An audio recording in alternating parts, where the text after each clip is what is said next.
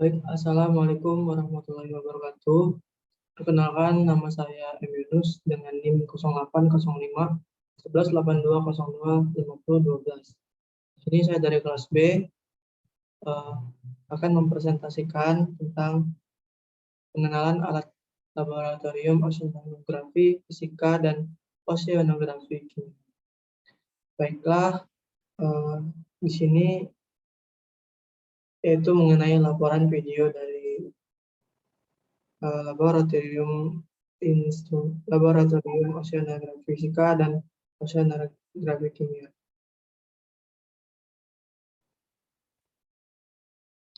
Baik, untuk yang pertama itu alat oceanografi fisika. Itu ada multimeter. Apa itu multimeter? Multimeter merupakan sebuah alat ukur yang digunakan untuk pengujian kualitas air multifungsi. Alat ini akan mengukur parameter pada air tersebut, kadar pH, konduktivitas, TDS, salinitas, dan suhunya. Seperti yang kita ketahui, pH merupakan derajat keasaman atau kebasaan, sedangkan konduktivitas adalah kemampuan suatu air dalam menghantarkan listrik. TDS sendiri merupakan jumlah padatan terlarut dalam air tersebut. Baik, selanjutnya itu sesi dis. Kecerahan air sungai dapat diukur menggunakan alat yang disebut sesi dis. Sesi dis adalah lempengan sederhana yang berbentuk cakram. Pada permukaannya terdapat warna hitam dan putih, berupa arsiran dengan 4 bagian. Penggunaan sesi dis sebaiknya dilakukan pada pagi atau sore hari. Cara penggunaan sesi dis cukup mudah. Lempengan sesi dis diikat dengan tali lalu dimasukkan ke dalam air.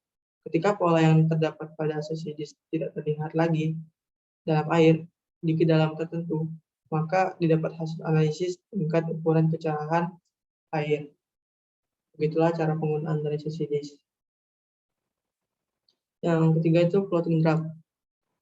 Prinsip kerja dari alat ini yaitu mengukur kecepatan arus secara manual dengan bantuan stopwatch. Nah, di situ kan ada tali tuh, sepanjang kurang lebih 1 meter yang akan diikatkan ke floating draft.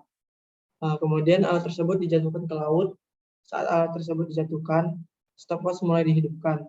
Alat tersebut akan terbawa arus dan pada saat tali berpegang, matikan stopwatch hingga didapatkan waktu serta jarak yang dapat digunakan untuk menentukan kecepatan arus. Pengukuran arah dan kecepatan arus dilakukan sebanyak 3 kali ulangan pada tiap stasiun. Baik, lanjut ke current meter. Apa itu current meter? Current meter merupakan sebuah alat ukur yang digunakan untuk menghitung kecepatan arus air, di mana kecepatan arus air akan dihitung dalam 1 meter atau per detik. Hasil pengujian posisi awal current meter adalah setelah power stage. Dalam kondisi on, motor berupa dan menggulung kabel sehingga pembatas yang terdapat pada kabel menyentuh limit switch dan menyebabkan motor berhenti berputar sehingga current meter berada dalam posisi awal. Berdasarkan hasil yang didapat, proses peletakan posisi awal current meter dinilai bekerja dengan baik. Itulah alat-alat dari oceanografi fisika. Selanjutnya saya akan menjelaskan tentang alat oceanografi kimia. Baik, yang pertama itu ada HPLC atau High Performance Liquid Chromatography. Adalah teknik kromatografi cair atau LC yang penting dan sering digunakan untuk pemisahan berbagai komponen dalam campuran. Tujuan penggunaan HPLC adalah memisahkan molekul dalam waktu minimum. Karena berbagai alasan kekurangan dari metode HPLC. Dewasa ini muncul sesuatu instrumentasi yang disebut sebagai UHPLC atau Ultra High Performance Liquid Chromatograph yang menawarkan efisiensi tinggi dalam analisis. Salah satu manfaat yang ditawarkan dalam sistem UHPLC adalah efisiensi yang lebih tinggi dibandingkan dengan APLC. Sekian untuk yang pertama mungkin cukup jelas.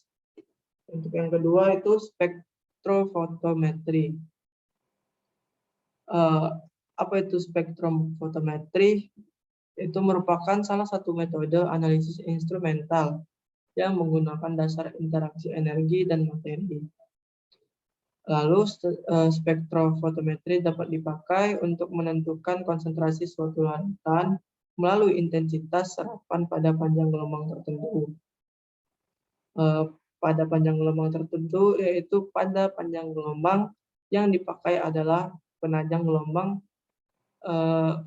maksimum yang memberikan absorbansi maksimum. Salah satu prinsip kerja alat ini didasarkan pada fenomena penyerapan sinar oleh spesies kimia tertentu di daerah ultraviolet dan sinar tampak atau visible. Lanjut kita ke alat kontrifus. Kontrifus merupakan alat yang digunakan untuk memisahkan organel berdasarkan massa jenisnya melalui proses pengendapan. Nah, dalam prosesnya, kontrifus ini menggunakan prinsip rotasi atau putaran tabung yang berisi larutan agar dapat dipisahkan. Berdasarkan massa jenisnya, pada dasarnya, pengertian kontrifus yaitu alat yang berfungsi untuk memutar objek atau sampel dalam kecepatan tinggi. Nah, untuk perputaran ini akan membuat partikel yang akan jadi lebih berat, lalu terkumpul menuju dasar tabung kontrifus. Itulah prinsip dan pengertian dari kontrifus. Nah, ini alat yang keempat atau yang terakhir yang akan saya jelaskan, yaitu lemari asam. Nah, lemari asam ini berbentuk seperti lemari, tapi kegunaannya banyak. Kita langsung saja. Untuk pengertian lemari asam adalah alat laboratorium yang dirancang untuk melakukan percobaan menggunakan zat kimia tertentu. Dalam sebuah penelitian tentang reaksi kimia, bahan kimia di laboratorium merupakan zat yang berbahaya jika langsung terkena anggota tubuh. Makanya kita memerlukan lemari asam ini. Adapun cara kerja dari lemari asam yaitu yang pertama disambungkan steker pada lemari asam ke stop kontak.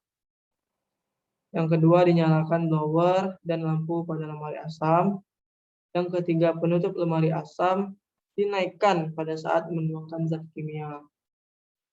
Yang keempat, setelah zat kimia selesai dituang, penutup lemari asam diturunkan, lalu setelah percobaan dia selesai, blower dan lampu pada lemari asam kemudian dimatikan. Mungkin cukup dari saya. Jika ada salah-salah kata saya mohon maaf. Pada Allah saya mohon ampun. Wabillahi taufiq wal hidayah. Wassalamualaikum warahmatullahi wabarakatuh. Terima kasih.